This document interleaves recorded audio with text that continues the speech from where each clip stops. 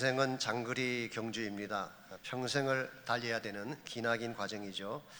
인생 경주다들 중에는 바르게 달려서 영광된 피날레를 장식하는 사람들도 있지만, 반대로 궤도를 벗어나거나 잘못된 길을 선택함으로 불명예스럽게 결말을 맺는 분들도 있습니다. 능력이 있다고 꼭 우승하는 것이 아닙니다. 재능이 뛰어나고 머리가 탁월하다고 성공하는 것도 아닙니다. 우리 주변을 보시게 되면 머리도 좋고 돈 많고 스펙은 뛰어나는데 거짓과 편법 때문에 이상한 일을 하는 분들이 계세요. 본인은 잘 나간다고 생각할지 모르지만 그 결말은 뻔할 것입니다. 실격된 인생으로 마감할 가능성이 많습니다. 그러므로 한 번밖에 살지 못하는 인생인데 아무렇게나 함부로 달려갈 것이 아니라 믿음 안에서 바른 길을 선택하고 달려야지, 여러분 인생 경주를 다 마친 후에 남길 열매가 아름다워지는 것입니다.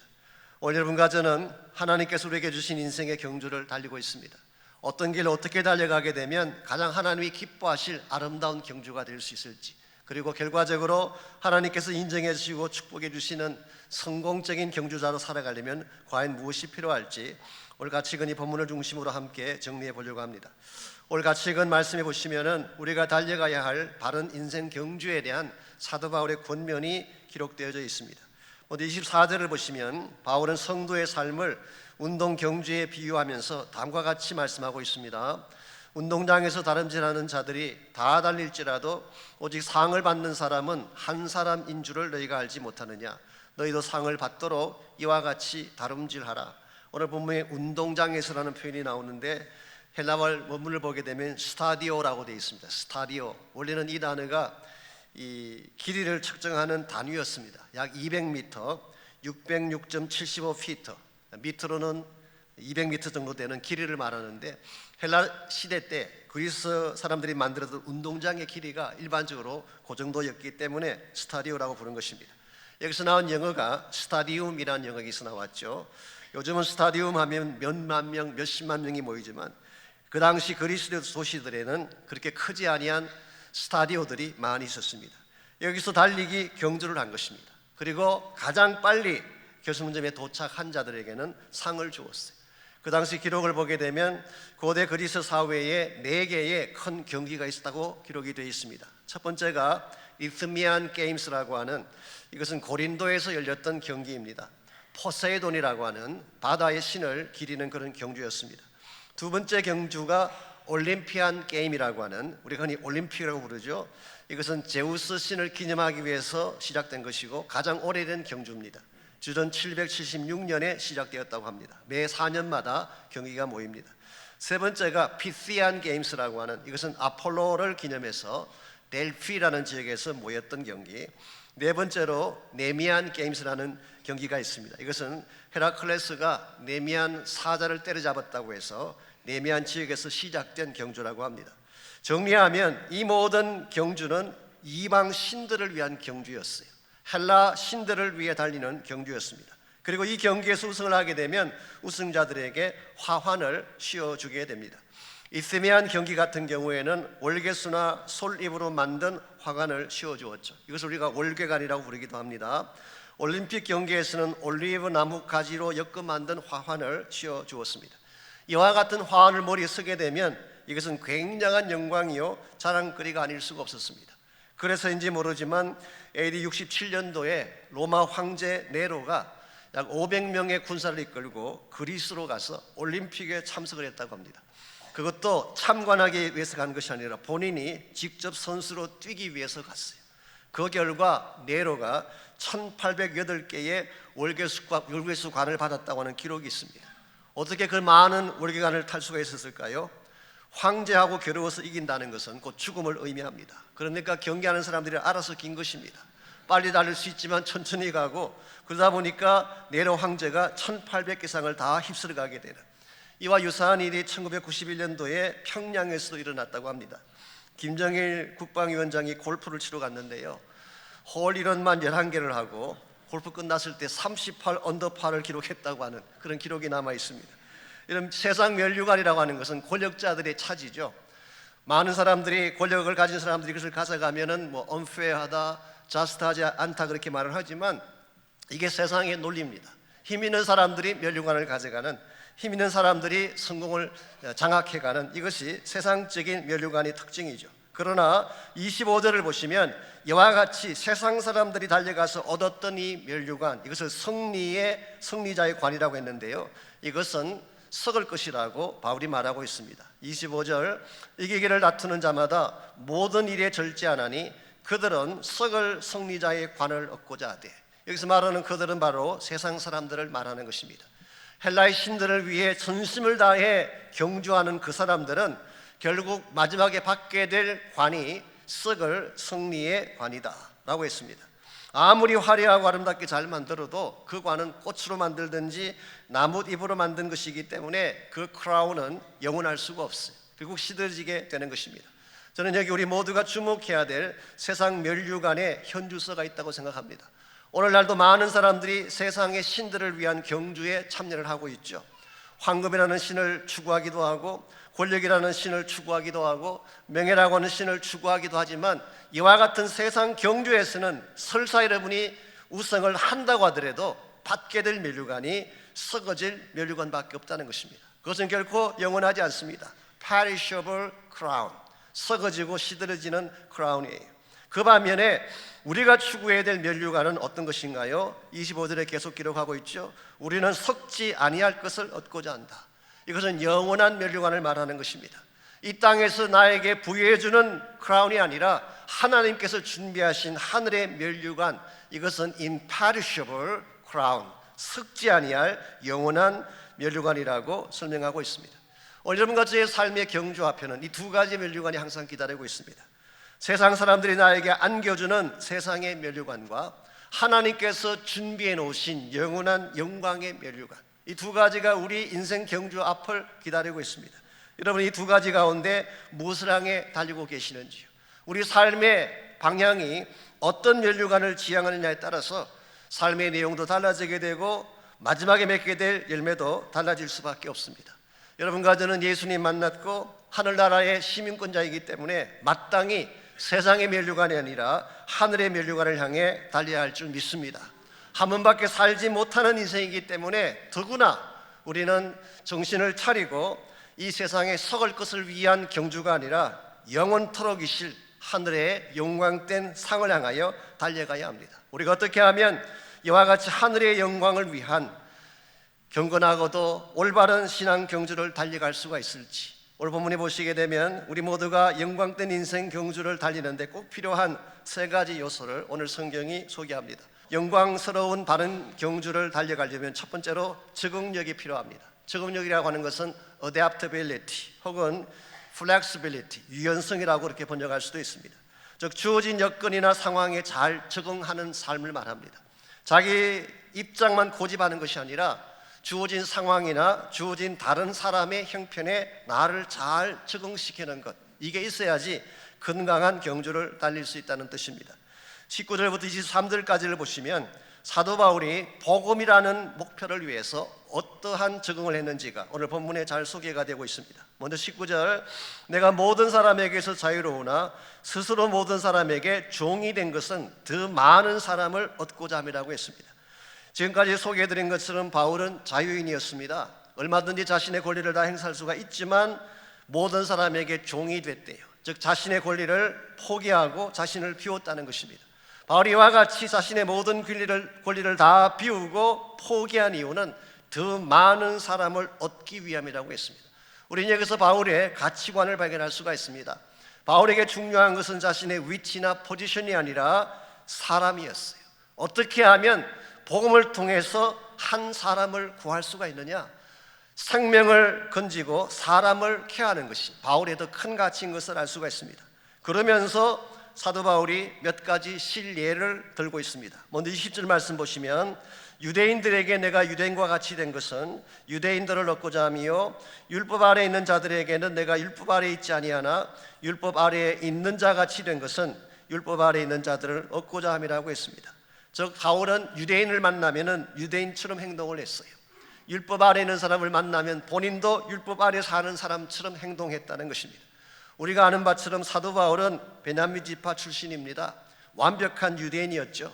더구나 그냥 유대인이 아니라 히브리인 중에 히브리인이라고 했어요. 유대인이라고 다 히브리 말을 했던 건 아니에요. 헬라 말을 하는 유대인들이 많이 있었습니다. 그런데 바울은 히브리 말을 하는 히브리 문화와 율법에 정통한 그런 유대인이었어요. 이와 같이 가장 유대적인 사람이 바울이었는데, 이 바울은 예수님 만난 이후에 그 모든 것을 다 버렸어요. 그리고 우리의 구원은 혈통 때문이 아니라 믿음만으로 구원받는다는 복음을 선포했습니다. 그러므로 사도 바울에게 있어서 유대인됨이라고 하는 것은 구원의 조건이 결코 아닌 것입니다. 그래도 불구하고 오늘 본문에서 뭐라고 말씀하고 있습니까? 이 유대인 되는 것이 구원받는 데는 아무런 문제가 되지 아니하지만, 그래도 불구하고 유대인을 만나면 유대인처럼 행하고 율법에 있는 사람들을 만나면 율법 아래에 있는 사람처럼 행했다. 실제로 사도행전 16장에 보게 되면 디모데가 사도 바울을 따르기 시작했을 때에 할례를 행하게 합니다. 크리스천이 되는 과정에는 할례가 필요 없습니다. 할례 받지 않아도 되는 것입니다. 그래도 불구하고 왜 할례를 받게 했을까요? 장차 유대인들을 향한 사역의 문을 열기 위해서 그렇게 한 거예요. 사도행전 21장에 보게 되면 사도 바울은 예루살렘에 올라갔다가 결례 예식에 참여하게 됩니다. 이것도 바울이 할 필요가 없는 것입니다. 이미 율법을 다 떠났기 때문에, 벗어났기 때문에 할 필요가 없는 것이지만, 바울은 유대인들이 있는 그 예루살렘에서 많은 유대인들이 보는 가운데에 결례 예식을 받았어요. 왜 이와 같은 일을 했을까요? 유대인들의 마음을 열어서 복음을 전하기 위해서예요. 이 말씀을 오해하시면 안 됩니다. 사도 바울이 진리를, 복음의 진리를 컴프로마이즈 했다, 그런 뜻이 결코 아닙니다. 여러분이 아시는 것처럼 바울은 복음의 진리에 대해서는 한 번도 양보한 적이 없습니다. 갈라디아서를 읽어보십시오. 딴 건 몰라도 복음에 관한 한은 정말 단호하고 어떤 양보도 하지 않는 것이 바울이었어요. 그러나 복음의 진리가 아닌 외적인 형식이나 비본질적인 것에 대해서는 얼마든지 양보할 수 있다. 이렇게 양보함으로써 유대인들의 마음을 열고 그들을 복음 앞으로 초청할 수만 있다면, 이게 사도 바울이 보여주는 적응력이에요. 21절에는 그 반대 케이스를 소개하고 있습니다. 율법 없는 자에게는, 즉 이방인이나 헬라인을 말하는 것입니다. 내가 하나님께는 율법 없는 자가 아니요 도리어 그리스도의 율법 아래에 있는 자이나. 여기서 다시 한번 바울은 예수 믿는다고 해서 율법을 지킬 필요가 없다고 말하고 있지 않습니다. 율법의 정신과 계명은 알아야 되는 것입니다. 나에게는 율법이 소중한 것이고 또 그리스도의 율법 아래 내가 실제로 생활을 하고 있는 것이지만, 그러나 율법 없는 자를 만났을 때는 나도 율법 없는 자와 같이 행동했다는 것입니다. 이유가 뭡니까? 그들을 얻기 위해서. 이게 사도 바울의 적응력이에요. 22절, 약한 자들에게는 약한 자와 같이 된 것은 약한 자들을 얻고자 하며, 내가 여러 사람에게 여러 모습이 된 것은 아무쪼록 몇 사람이라도 구원하고자 함이니. 약한 자를 만나면 바울은 약자가 됐어요. 우리 보통 반대로 많이 하죠. 약자 만나면 짓누르고 강자 만나면 빌고 그러는데, 바울은 약자를 만나면 본인도 약한 자처럼 행동했어요. 그리고 여러 사람에게 여러 모양이 되었다. NIV 성경은 I became all things to all people. 모든 사람들, 어떤 종류의 사람을 만나든지 그들에게 복음을 전하기 위해서 여러 가지 모양이 되었다. New Living Translation이 좀 재미있게 번역한 걸 보았어요. I try to find the common ground with everyone. 모든 사람과 공통점을 발견하기 위하여, 누구를 만나든지 common ground를 발견하기 위해서 나는 어떠한 형태로도 나를 적응시키고 나를 그들에게 프리젠트했다, 그런 뜻이에요. 여기에 사도 바울의 적절성 혹은 적응성에 대한 좋은 예를 읽어볼 수가 있습니다. 우리는 가끔 세상 사람들을 만나면 장벽을 쌓으려고 할 때가 있어요. 나는 예수 믿는 사람, 당신은 불신자. 나는 천국 백성, 당신은 지옥 백성. 이렇게 벽을 쌓고 이 관계를 깨뜨리려고 하는 그런 성향들이 우리에게 있어요. 이것은 대단히 위험한 것입니다. 여러분, 지금 예수 믿지 않는 사람이라고 해서 앞으로도 예수 믿지 말라는 법이 있나요? 지금 하나님 모른다고 해서 앞으로도 영원히 하나님 몰라야 될까요? 지금은 아직 주님을 알지 못하지만, 아직은 복음 앞으로 들어가지 않았지만 그들에게도 복음의 기회를 줘야 되잖아요. 그들의 마음도 열어야 될 것 아닙니까? 이런 면에서 나 자신이 가지고 있는 위치나 나의 이론이 아무리 정당할지라도 본질적인 것이 아닐 경우에는 얼마든지 나를 낮추어서 그들에게 다가갈 수 있어야 된다. 이와 같은 삶의 원리를 신학교에서는 Incarnational Principle, 이 성육신적 원리라고 이야기합니다. 선교를 떠나시는 분들이 이걸 많이 공부하시죠. 선교사로 가게 되면 내가 어떤 문화권에서 왔든지 나의 사회적 지위가 어떠하든지 현지에는 그 사람들과 같아져야 돼요. 그분들에게 나를 맞추지 아니하면 결코 복음은 전할 수가 없기 때문에 요한복음 4장에 보시면 예수님께서 사마리아 성을 방문하시고 한 여자를 만났을 때에 얼마나 예수님이 그 장벽을 잘 깨뜨렸는지 예를 읽어볼 수가 있어요. 먼저 사마리아 땅으로 갔다는 것 자체가 지역적 장벽을 깨뜨리신 것입니다. 그 당시 유대인들은 사마리아를 가지 않았어요. 항상 돌아서 갔습니다. 그런데 예수님께서는 의도적으로 사마리아 지역으로 들어가셨어요. 두 번째로 유대인 남자가 사마리아 여자에게 말을 붙인다는 것도 파격적인 것입니다. 그 당시에는 이건 있을 수 없는 거예요. 성별의 장벽까지도 깨뜨린 것입니다. 뿐만 아니라 그 여인에게 다가가서 물 좀 달라고 요청을 했어요. 왜 예수님께서 그와 같은 요청하셨을까요? 정말 목이 말라서 물 마시시려고? 아닙니다. 대화의 창을 열기 위해서 말씀하신 거예요. 요한복음에 보게 되면 정말 목이 마르셨으면 주님께서 그 물을 받으시고 마셨다는 기록이 나와야 되는데 그런 기록이 없어요. 물 달라고 말씀만 하셨지 실제로 마신 기록은 없습니다. 그러므로 지금 그 여인이 우물가에 있고 물을 깃고 있기 때문에 그 마음을 열고 들어갈 수 있는 가장 좋은 툴이 물이었어요. 그래서 마음의 장벽을 깨뜨린 것입니다. 그리고 나서 목마르지 아니할 생수를 말씀하셨어요. 이게 복음입니다. 이 복음을 그 여인에게 말씀한 후에 드디어 폐부를 찌르는 한마디를 말씀하시죠. 내 남편을 불러오라 그랬어요. 이것은 사실 그 여자에게 가장 아픈 부분을 건드린 것입니다. 누구에게도 노출을 시키고 싶지 아니했던, 지금까지 혼자 가슴에 안고 살아왔던 상처의 핵심부를 건드린 것입니다. 이 부분을 건드려야만 정말 복음 앞으로 돌아올 수 있는 것을 알았기 때문에 결국 이 여인은 이 예수님의 지적 앞에 허물어지게 되고 참생수의 근원이신 주님을 만나게 되고, 아시는 대로 물동이를 거기에 던져두고 마을로 뛰어들어가서 I met the Messiah, 내가 메시아를 만났다고 선포하고 20살 살았던 그 여인이 자랑스럽게 마을을 다니면서 예수를 전가하는 인물로 바뀌게 된 사실을 성경이 기록해주고 있습니다. 이것이 바로 적응력이에요. 예수님은 윽박지르지 않았어요. 더러운 여자라고 정죄하지도 않았어요. 오히려 그 여인의 위치까지 내려가서 가장 깊은 부분의 아픔을 만져주시고 가슴에 생수를 부어주심으로 한 생명을 구원하셨던 주님의 모습, 오늘 여러분과 저의 삶에도 이와 같은 적응력이 필요합니다. 우리가 세상을 향해 나아갈 때에 우리가 예수 믿는 사람이고 우리는 경건하게 살고 있는지 모르지만 그럴지라도 그분들에게 다가갈 때에 나의 높은 장벽들을 내릴 수 있어야지 그들을 만날 수가 있는 것입니다. 자녀와의 관계도 마찬가지입니다. 욱박지르기만 해서는 자녀에게 다가갈 수가 없어요. 그들이 하는 말을 들어야 돼요. Listen to them. 그들이 하는 말을 들어야 돼요. 부부관계도 마찬가지입니다. 아내의 말을 들어야 되고 남편의 말을 듣고 내가 먼저 다가갈 수 있을 때에 참된 의미에서의 관계성의 회복이 일어날 수가 있는 것입니다. 사실 우리 인간관계만큼 어렵고 힘든 것이 없습니다. 대부분의 상처받는 것도 대인관계 때문이고 또 물론 축복을 누리는 경우도 대인관계 때문일 때가 있지만 상처받는 애들이 더 많이 있어요. 솔직히 우리가 만나는 사람들 중에 딱 내 마음에 맞는 사람이 있을까요? 그런 사람 없습니다. 내가 먼저 다가가서 어차피 사람은 다 달라요. 성격 다 다르고 자기 주장 다 다른 것입니다. 그걸 어떻게 다 맞출 수가 있겠어요? 나를 내려놓는 수밖에 없는 것입니다. 내가 먼저 다가서는 수밖에 없는 것입니다. 여러분이 하나님 안에서 복음의 사역을 하는데도 적응력이 필요하고 인간관계를 아름답게 만들어가는데도 적응력이 필요합니다.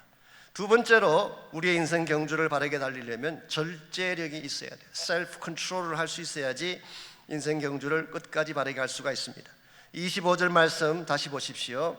이기기를 다투는 자마다 모든 일에 절제한다고 했습니다. 이 절제한다는 이 표현이 앵크라 투에타이라는 헬라 말이라는데요, 사실은 이것이 고대 경주자들이 사용했던, 헬라의 경주자들이 사용했던 전문 용어라고 합니다. 10개월 정도 헬라에서는 이 경주를 참석하려면 약 10개월 정도 고된 훈련을 받아야 됩니다. 그때 음식이나 오락이나 수면이나 시간 등 모든 것을 철저하게 통제하는 생활을 하는데 이 훈련 과정을 앵크라 투에테이라고 불렀다고 합니다. 즉 내가 경기에 나가서 우승하려면 먹을 것 다 먹고 놀 것 다 놀고 마음대로 하면서는 결코 우승할 수 없다, 그런 뜻이에요. 여러분, 우리 크리스찬 사람도 마찬가지입니다. 내가 하고 싶은 건 마음대로 다 하면서 어떻게 하나님 영광 위에 살 수가 있겠어요? 반드시 우리에게는 나를 통제할 수 있는 셀프 컨트롤이 필요하다는 것입니다. 그래서 27절을 보시면 바울은 이렇게 말씀합니다.